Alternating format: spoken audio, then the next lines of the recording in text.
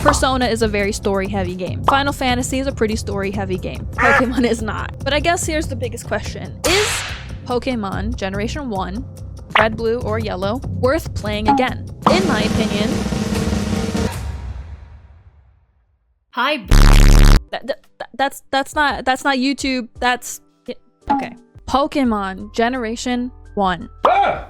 Good God! When it comes to like video games, like everyone has their own criteria that makes it good, right? Some criteria that most people go after are, well, do they enjoy the game, right? But when you're thinking about an older game and whether it's replayable or even worth playing now in the modern age of 2024, there has to be a little extra to make it worthwhile, right? So, Generation 1, which was released in the late 90s, Yellow coming out in 1999 specifically, kind of is like the beginning of the Pokemon gaming journey, with Red and Blue, or Green if you're in Japan. The story is relatively simple. The game itself is not considered super difficult, but for a kid it can be pretty hard. There's a couple puzzles and in the dungeons, catch all the Pokemon, become the Pokemon champion by defeating all the gyms and going to defeat the Elite Four, and etc, etc. So what makes this game good? So Pokemon Yellow changed things after Red and Blue, right? So we have the Pikachu that follows you around, kind of like Ash's Pikachu. He doesn't want to go into Pokeball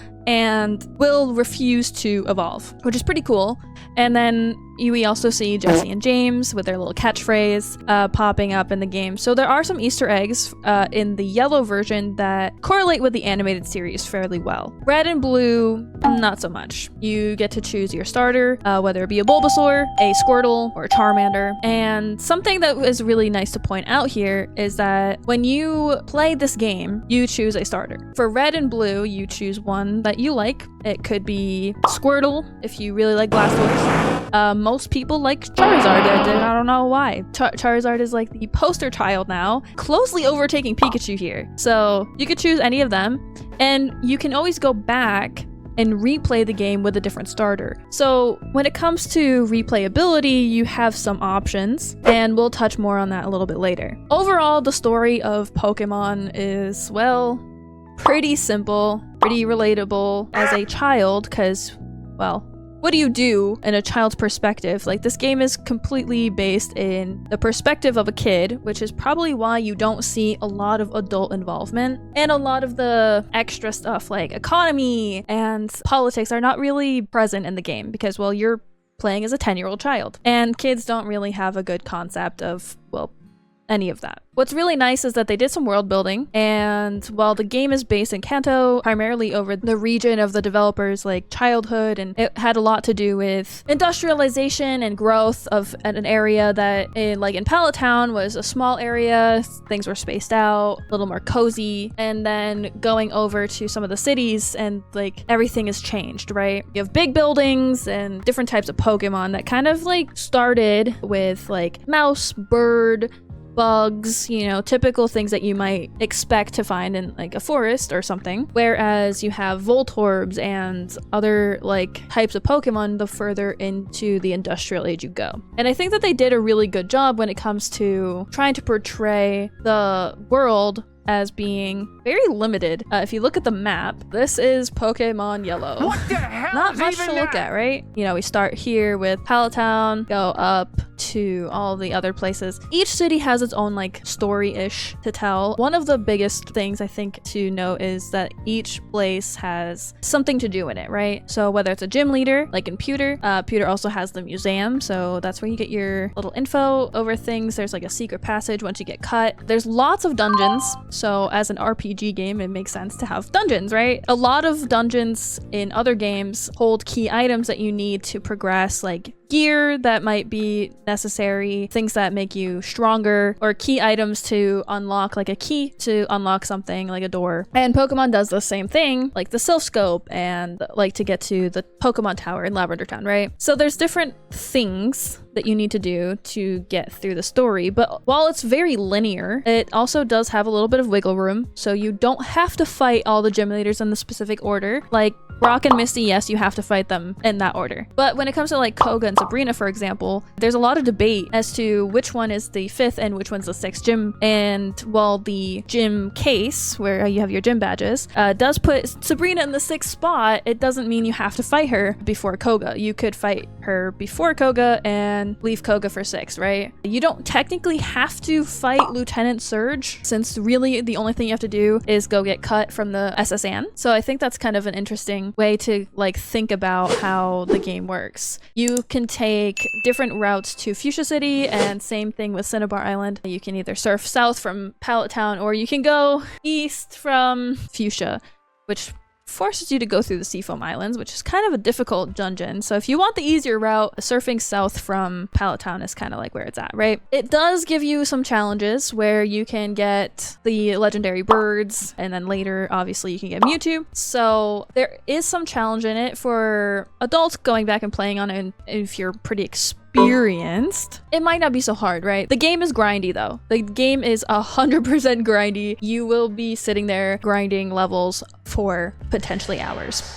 And I think that's like maybe a gripe that some people have with the game, because you have to spend that time to really figure out like, hey, can I beat this next gym leader? And, you know, is it possible? Is it not possible? Your type matchups will matter in some instances. And I think that when you think of an RPG, you have a party, these are your party members, right? So instead of having like a tank and a mage and a healer, and you don't just upgrade their gear to make them better, this has the type matchup, so it kind of forces you to have different types to combat and fight against different people. Like, so not every challenge is going to be winnable with the same party, unless you have a really balanced one, right? So that's something good that they put in for the gameplay itself. There are some puzzles, which makes the game a little bit more challenging, sort of like, I don't know, Rock Tunnel maybe. The most difficult dungeon to get through is Mewtwo's Cave by Cerulean City, which will make sense because it's, well, endgame material, right? There is something that I do think could be better. So for example, they don't always tell you how to get certain things, right? For example, they don't really explicitly say like how to get strength, or that you have to get surf through the Safari Zone, right? And I think that that's kind of like an interesting piece where it leaves it open, so it can be really difficult to figure something out, especially if you're younger, right? But we're talking about going back to playing these games. Most of the stuff you can find on Google, like there's plenty of walkthroughs and guides and stuff like that, so hidden items are pretty easy to find. They tell you like, hey, in this spot, in this underground tunnel, you hit A and you'll get this max PP. Nice. Something that I think is a quality of life thing that is kind of necessary is checking your EXP. So you have to go into your menu, click on your Pokemon, go into status, and see how much XP out of how much XP you have for the next level. And obviously in later generations, specifically, they actually fixed this in Gen 2, where they added an XP bar, which makes it visual and easier to track. But in Gen 1, yeah, you're kind of left with guessing, right? Another thing you have to go into your menu for is like using stuff like fly and cut and surf. Like you can't just click on the water and be like, yeah, I want to surf this. Or you can't just click on the tree and be like, yeah, I want to cut this down. You have to go into your menu, click on the Pokemon that has the HM, and then use the ability. So that is something that's kind of inconvenient, right? You have limited item space, so your bag can only hold a certain number of items, and if it gets full, well, you're kind of SOL. You can't pick up anything else until you deposit something into your storage, like on the PC, sell it, or use it, right? So there's lots of TMs that you're going to gather, and that's where I kind of find the most of my bag to be getting filled,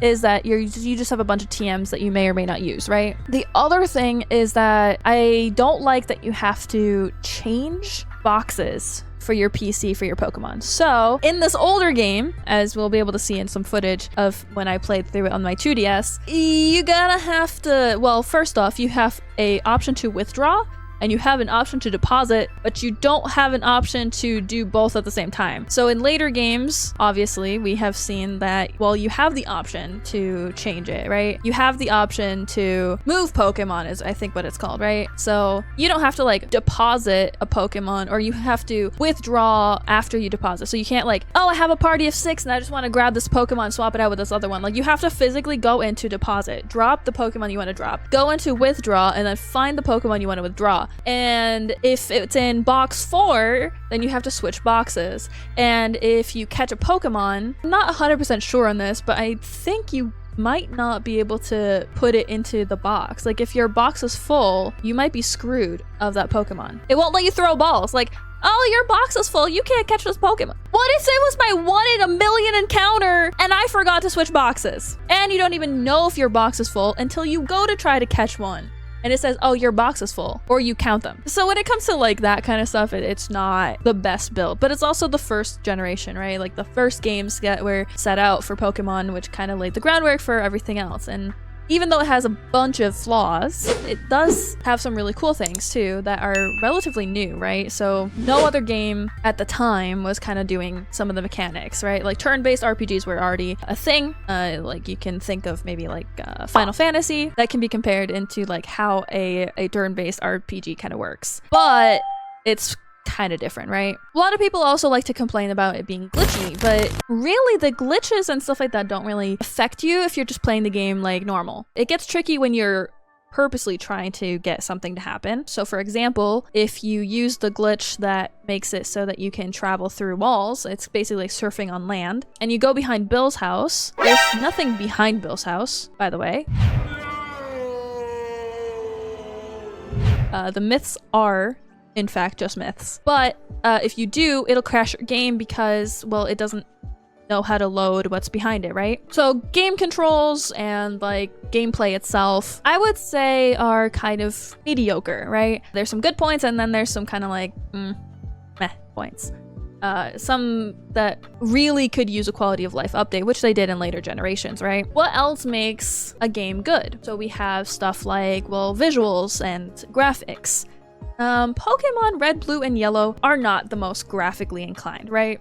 They are pixels based on the Game Boy and Game Boy Color. Some of the sprites, especially in Red and Blue, are super ugly. And they did kind of fix some of those sprites in Yellow. When the Red and Blue games were ported to Game Boy Color, they kind of just slapped here red for the red version, blue for the blue version, and there's really, those are the colors. Yellow improved that way by having more colors available. When you go through a different town, like they might be a different color. Cerulean being a blue town, for example. Pewter's kind of like a grayish town, and the grass is always green, you know?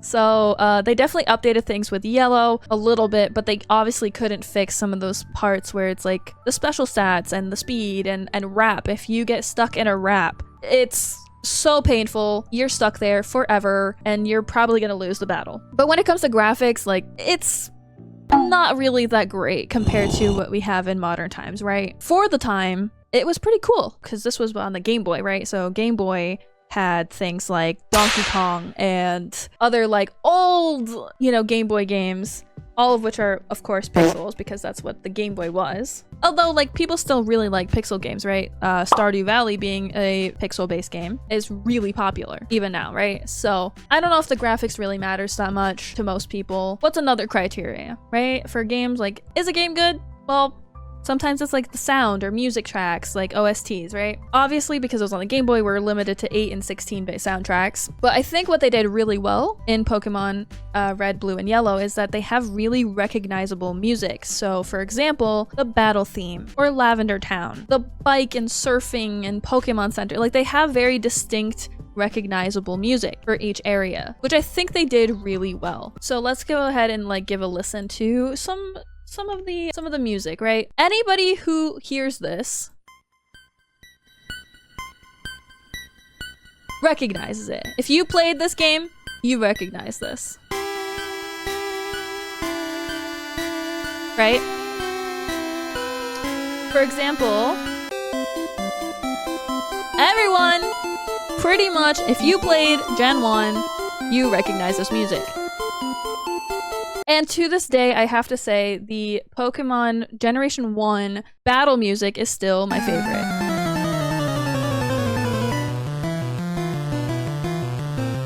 For what they had at the time, it was pretty groundbreaking for music. Overall, I think they did a pretty good job, right? So in a typical game, you might expect, say, like quests or quest lines that say, here's your main story, and here's some side quests, and this stuff gives you things. The main quest of Pokemon is to fill your Pokedex. And that is not the same as becoming the champion, right? So you as the character have the ambition of becoming the champion. Your quest given to you by Professor Oak is to catch all the Pokemon and enter them into the Pokedex for him. Team Rocket is not a main story, in my opinion, because while Team Rocket is clearly in your way all the time, it's not the main plot of the game, right? The main plot is you're becoming a Pokemon champion and you're supposed to catch Pokemon and register them. And there's gonna be like lots of places in the game where you encounter maybe a professor's aide or your rival. He's like, I already caught 25 Pokemon. Look at me, I'm so cool. You know? So there are different storylines that all mingle together. And I think that that is something that people like to overlook, is that the story of Pokemon is not one story. And while it's not a super lore heavy game, the characters aren't like super fleshed out and deep. They do have enough character building to kind of keep you like questioning things and become interested, right? For example, for me, it was Lieutenant Surge. Lieutenant Surge saying that his Pokemon saved him during the war kind of got me like interested, right? I was like, well, what war were you talking about? Whereas like the main character you play, I kind of didn't like that. I don't like the fact that you as the character don't get to see your own dialogue. I really wish that they did that. I really wish they added something in there that kind of gives the dialogue of the character you're playing. There is one spot where you can kind of see what your character is saying, which is the copycat girl. So if you find the copycat girl, you'll talk to her and she'll be like, stop copying me. Or like, I think she has like, do you have a Pikachu? And then she'll be like, stop copying me. And then she'll be like, well, copying's my favorite hobby. So there was clearly a dialogue between you and this girl about you were kind of like saying the same thing that she was, I guess, or she was saying the same thing you were, and you're calling her out on the copycat thing, which I think is really cool, right? When it comes to the story in Red and Blue versus Yellow,